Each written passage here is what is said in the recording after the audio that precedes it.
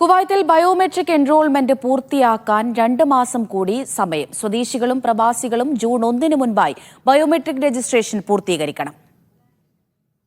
രാജ്യത്ത് ഇതുവരെയായി 18 ലക്ഷം പേരാണ് ബയോമെട്രിക്സ് പൂർത്തിയാക്കിയത്. ഇതിൽ 9 ലക്ഷത്തിലേറെ പേർ സ്വദേശികളാണ്. മെറ്റ വെബ്സൈറ്റ് വഴിയോ സഹലാപ്പ് വഴിയോ ആണ് ബയോമെട്രിക് വിരലടയാളത്തിനായി ബുക്ക് ചെയ്യേണ്ടത്. ജൂൺ 1 മുതൽ കര, വ്യോമ അതിർത്തികൾ വഴി രാജ്യത്തേക്ക് പ്രവേശിക്കുന്നവർ ബോർഡറിൽ നിന്നും ബയോമെട്രിക് വിവരങ്ങൾ നൽകണമെന്ന് ആഭ്യന്തര മന്ത്രാലയം അറിയിച്ചു. എന്നാൽ ബയോമെട്രിക് എൻറോൾമെന്റിന് വിസമ്മതിക്കുന്നവരെ രാജ്യത്ത് പ്രവേശിപ്പിക്കില്ലെന്നും അവരെ തിരികെ അയക്കുമെന്നും ആഭ്യന്തര മന്ത്രാലയം അണ്ടർ സെക്രട്ടറി പറഞ്ഞു. സ്വദേശികളുടെയും വിദേശികളുടെയും ബയോമെട്രിക് ഡാറ്റ പൂർത്തിയാക്കുന്നതോടെ വിവിധ അറബ് രാജ്യങ്ങളുമായും ഇന്റർപോൾ അടക്കമുള്ള സ്ഥാപനങ്ങളുമായും സുരക്ഷാ കണക്ടിവിറ്റി വർദ്ധിപ്പിക്കുവാൻ കഴിയുമെന്നാണ് പ്രതീക്ഷ. അതോടൊപ്പം രാജ്യത്തേക്ക് വ്യാജ പാസ്പോർട്ടുകൾ ഉപയോഗിച്ച് പ്രവേശിക്കുവാൻ ശ്രമിക്കുന്നവരെയും ബയോമെട്രിക് ഡാറ്റാബേസിലൂടെ കണ്ടെത്തുവാൻ കഴിയും. ആഗോളാടിസ്ഥാനത്തിൽ നിരവധി രാജ്യങ്ങളിൽ യാത്രക്കാരുടെ പ്രവേശനത്തിനും പുറത്തുകടക്കലിനും ബയോമെട്രിക് ഫിംഗർ പ്രിന്റ് നിർബന്ധമാണ്.